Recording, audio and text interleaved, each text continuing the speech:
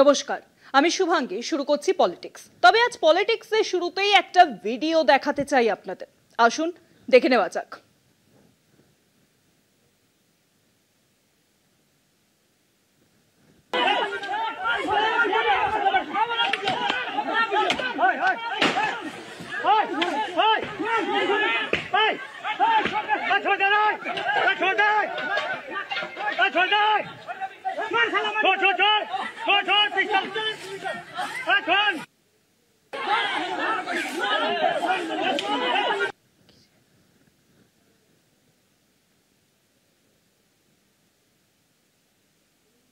দেখলেন তো, আইন কানুনকে পায়ে দোলে জঙ্গল রাজ চলছে কিভাবে।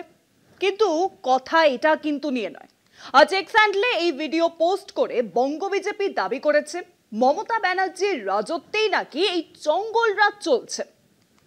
কোন এক তৃণমূল নেতা জয়ন্ত দাস নাকি পুলিশের সাব ইন্সপেক্টর সমীর সিনহাকে এভাবেই বেল্ট দিয়ে মেরেছেন।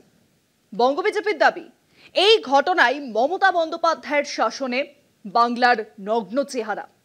দীর্ঘদিন ধরে বাংলার পুলিশ তৃণমূলের পায়ে ধরে চলছে, আড়াল করছে অপরাধীদের, অত্যাচার চালাচ্ছে প্রতিবাদীদের উপর।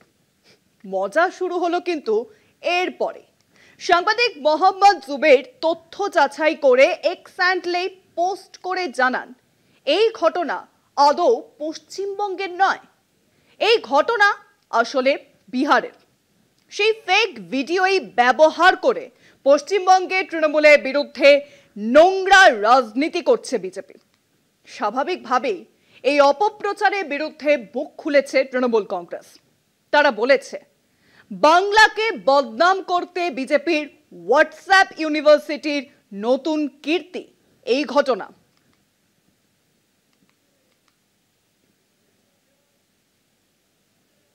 আরো জানাবেন, সঙ্গে রয়েছে নিউজরুম থেকে আমাদের প্রতিনিধি রমিত। রমিতের কাছে চলে যাব। দেখো, যা দেখতে পাচ্ছি আমরা এই ভিডিও, এক পুলিশ কর্মীকে বেশ কিছু মানুষ মারছেন, পেটাচ্ছেন। কিন্তু দেখা যাচ্ছে যে রাজ্যেও বিজেপি যে এক্স হ্যান্ডেল রয়েছে, যে সোশ্যাল মিডিয়া রয়েছে, সেখানে তারা দাবি করছেন নাকি এই ঘটনা পশ্চিম বাংলা, অর্থাৎ পশ্চিম বাংলারই নাকি তৃণমূলের কোনো নেতা নাকি কোনো পুলিশকে পেটাচ্ছে। তা এই যে ঘটনা, এর সত্যতা কিন্তু যাচাই তারা না করেই সেইভাবে বলে দিয়েছে বলেই দাবি করছেন বাকিরা।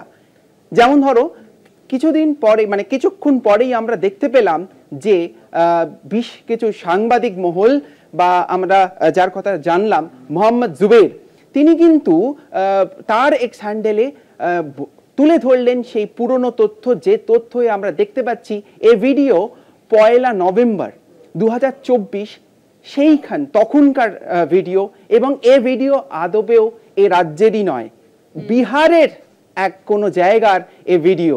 সেখানকার ঘটনা অলরেডি কিন্তু এ ভিডিও প্রকাশিত হয়েছিল বেশ কিছু সংবাদ মাধ্যমে। এই দেখো, এই ঘটনার পরে কিন্তু সরব হয়েছেন বেশ কিছু নেট দুনিয়ায় যারা মানুষজন, তারা কিন্তু সকলেই প্রতিবাদে সরব হয়েছেন।